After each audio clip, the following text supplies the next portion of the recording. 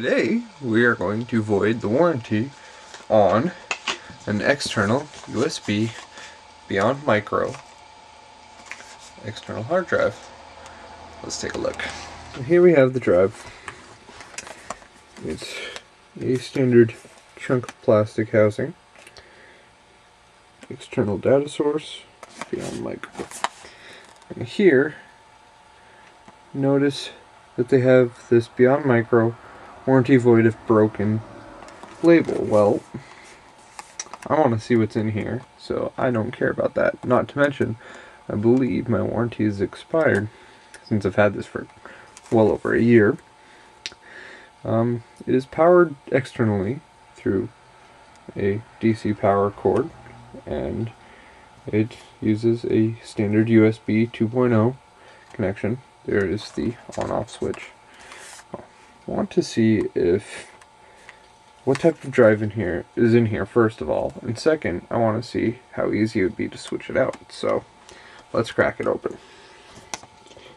Seeing as how there are no screw holes clear and present, I'm simply going to assume that it cracks open. So let's remove this label.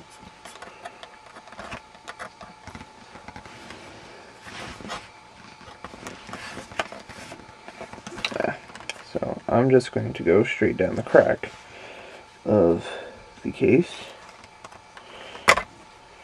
with the tweezers and attempt to break the seal. And yes, it has been broken.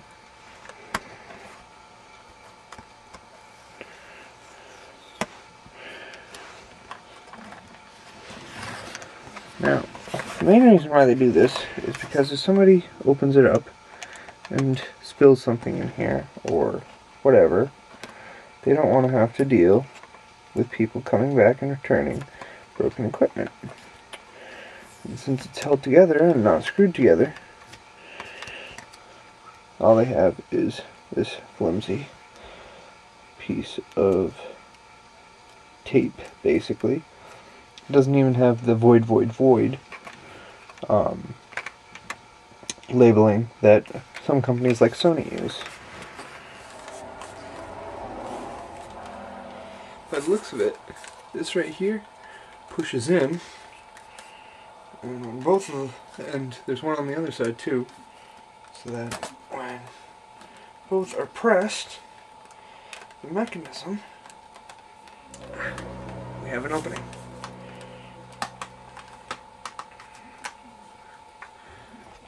Bring this back down.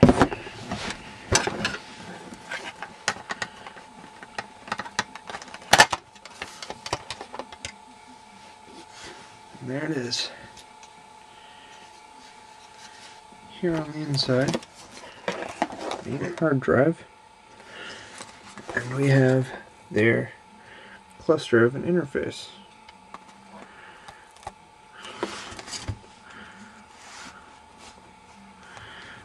It's an IDE interface, so nothing too fancy.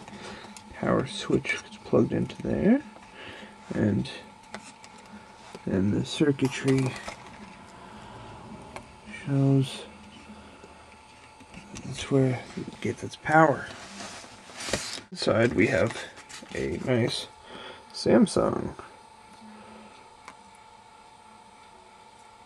250 gigs, 7200 RPM. There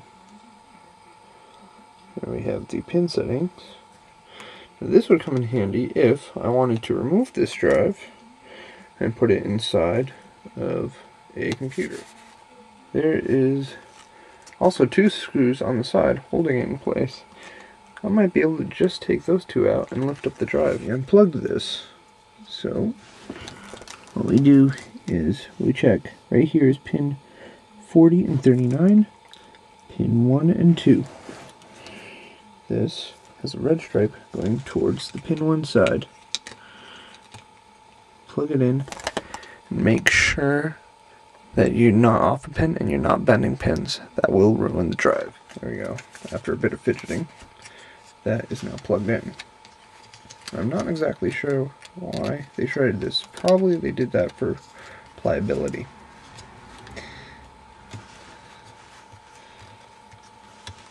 So make sure that's plugged in. Make sure that one's plugged in.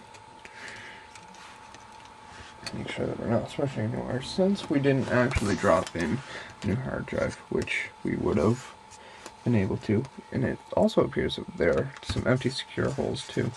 But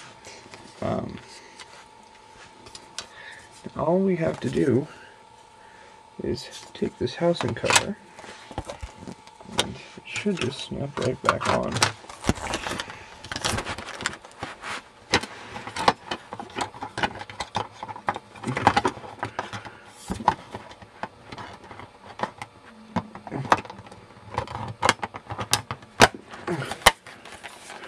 And there it is. The casing is very easy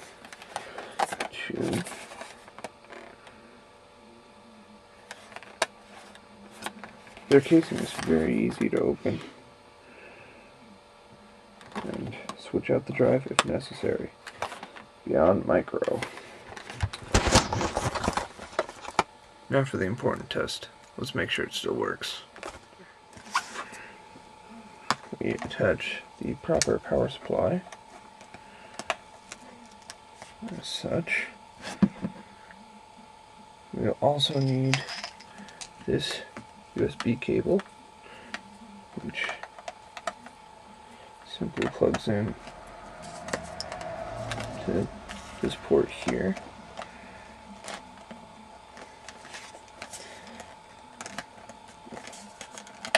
There we go.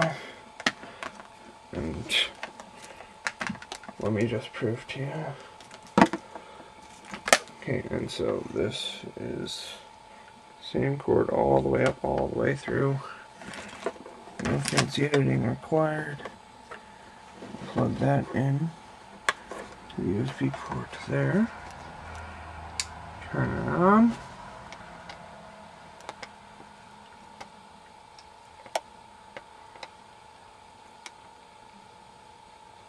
There it is, 250 gig body drive.